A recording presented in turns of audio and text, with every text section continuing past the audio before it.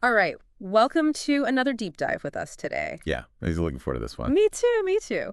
Today we're going to be looking at James chapter 2. Oh, yeah. We've got the text of James 2, verses 1 through 26. We also have this really interesting briefing document that goes along with it that unpacks some of the core ideas in James chapter 2. Yeah, lots to unpack. Yeah, so we're going to be looking at those two sources. And what we want to try to get at today is what are some of the key things that James is trying to communicate in this passage? Right. And specifically, James chapter 2 deals with this idea of impartiality and the relationship between faith and works. Yeah, big topic. Huge topic, always relevant, it seems. Yeah, for sure. So that's what we're going to try to figure out in this deep dive. What does James have to say? What does it mean for us today? Love it. All right, so let's get into it. There are two main themes that kind of jump out when you read James chapter 2.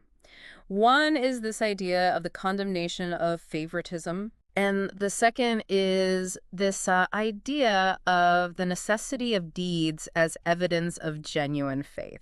Okay. So those are our two big topics we're going to cover today. Let's start with this idea of favoritism. Yeah, let's do it. So right away in verse 1, James gets right to the point. He says, "My brothers and sisters, believers in our glorious Lord Jesus Christ, must not show favoritism."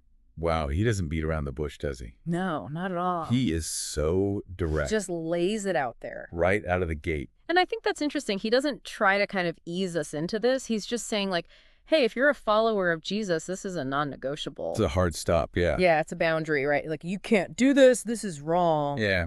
You know, sometimes we want to soften things up a little bit. Right. And he's just so firm. Yeah. So clear. Yeah. And then right after that, he goes into this scenario Yes, he does. to kind of illustrate what he's talking about. He paints a picture for us, right? Yeah. He says, suppose a man comes into your meeting wearing a gold ring and fine clothes, and a poor man in shabby clothes also comes in. Yeah. And so he sets up these two contrasting characters, and he says, if you show special attention to the man wearing fine clothes and say, here's a good seat for you, but say to the poor man, you stand there, or sit on the floor by my feet. Oh, man. Then he says, have you not discriminated among yourselves and become judges with evil thoughts? It's so vivid, isn't it? It is. So I don't know about you, but when I read that, it's very easy for me to think about scenarios where I've seen that played out or where I've even been a part of that. Oh, for sure. It's like he's holding a mirror up. Yeah. Where we give preferential treatment to people based on how they look or... Yeah, their perceived status. Right? Yeah. And it's so subtle sometimes, too, isn't it? It is. It is. And I think that's maybe what's so convicting about this passage. Totally. It's not always these huge over-the-top displays of favoritism. Right. It's the everyday, subtle ways. Yes. We can treat people differently without even realizing it.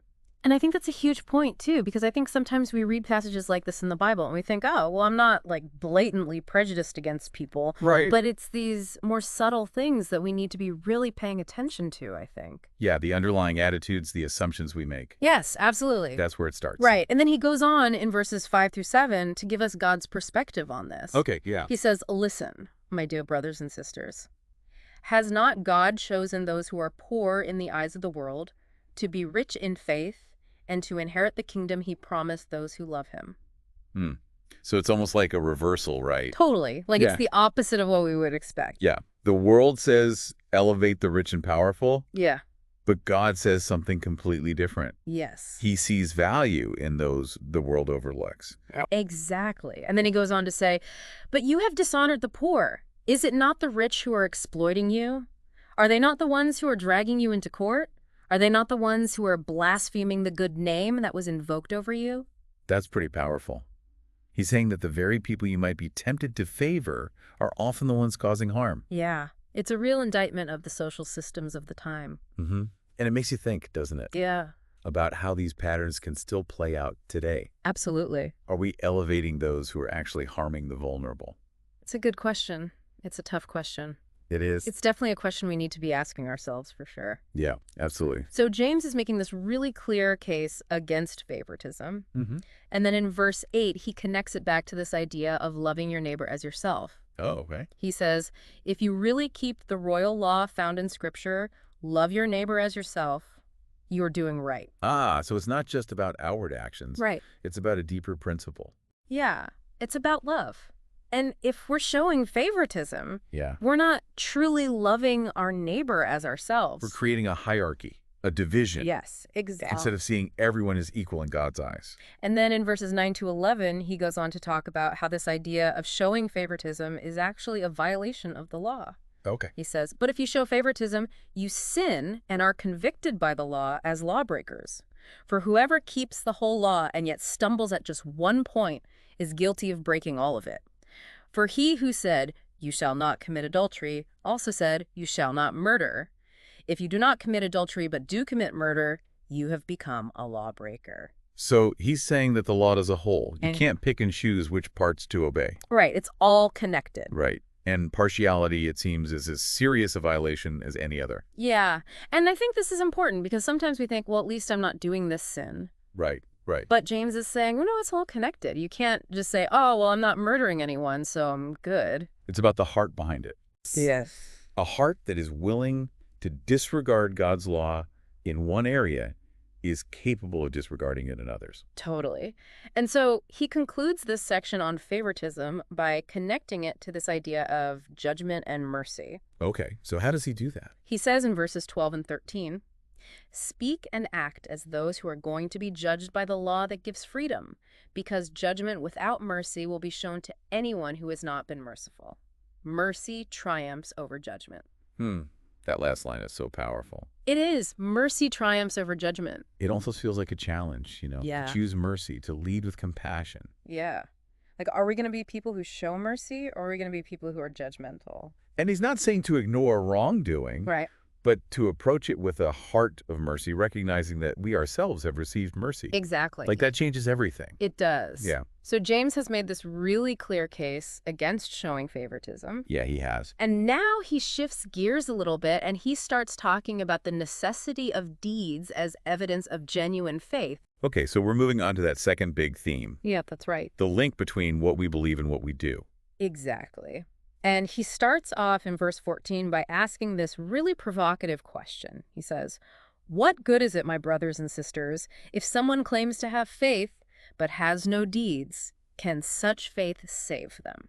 It's a direct challenge, isn't it? It is. It's like he's saying, okay, you say you have faith, but where's the proof? Right. It's not enough to just say you believe something. Your actions should line up with your beliefs. Yeah. And if they don't, Yeah.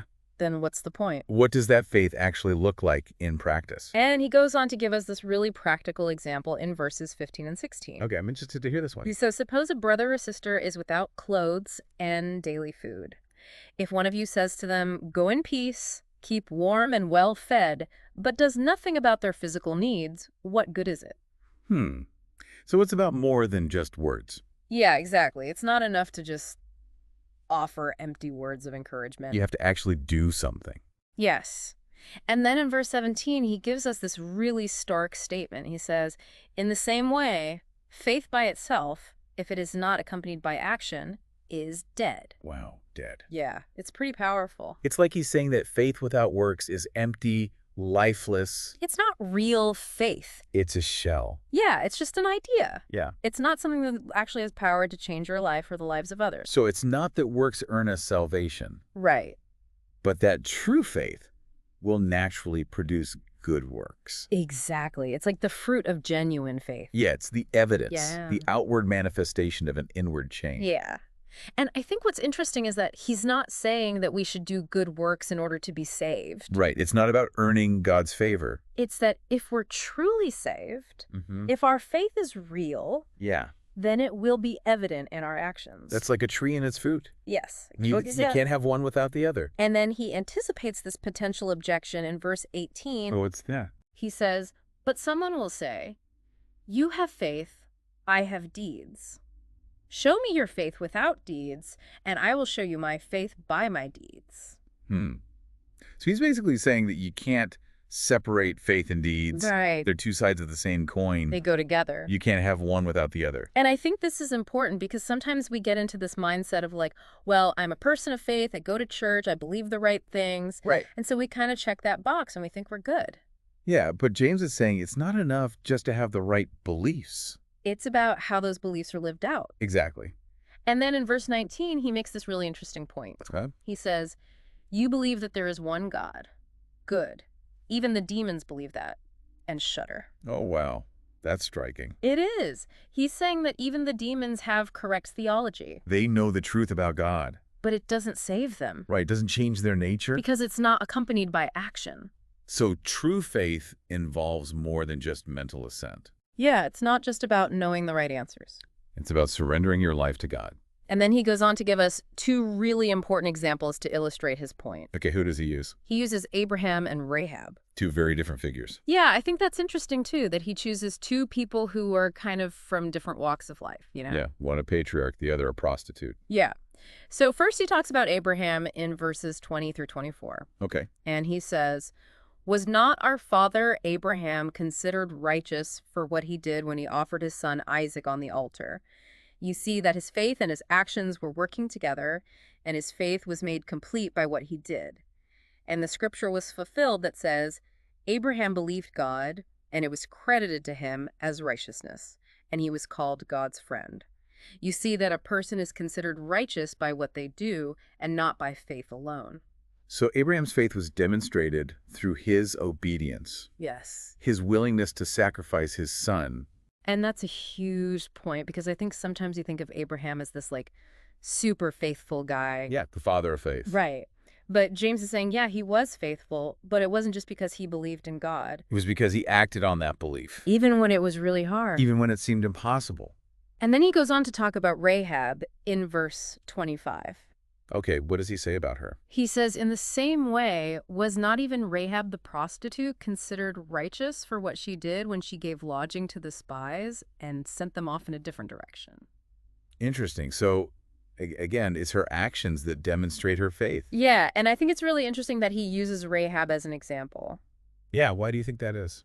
Because she's kind of an unexpected hero of the faith, you know? Yeah, she's an outsider. She's a prostitute. She's not someone who we would typically think of as a model of righteousness. But God sees things differently. Yeah, and I think that's a really important point that James is making throughout this whole chapter. That God's ways are not our ways. Exactly. He values people differently than we do. And he sees faith in unexpected places. Yeah, it's not about our social status or our background. It's about our heart and our actions. And then James concludes this whole section with this really powerful analogy in verse 26. What? Let's hear it. He says, "As the body without the spirit is dead, so faith without deeds is dead." Wow, that's a vivid image. Yeah. It's like he's saying that faith without works is just an empty shell. It's lifeless. Yeah, it's not real. It's not going to get you anywhere. So as we wrap up this deep dive, we've seen how James chapter 2 tackles these two really crucial themes: the condemnation of favoritism and the necessity of deeds as evidence of genuine faith. Two sides of the same coin, really. Yeah, I think so. Both pointing to a faith that is lived out in tangible ways. Yeah. So what does this all mean for us today? Yeah, that's the big question, isn't it? It is, and I think there are a few key takeaways. Okay, I'm listening. First, I think we need to be really careful about showing favoritism. Yeah, it's so easy to fall into that trap. It is. We need to be constantly checking our hearts and our motives. And asking ourselves, am I treating everyone with equal respect and dignity? Yeah.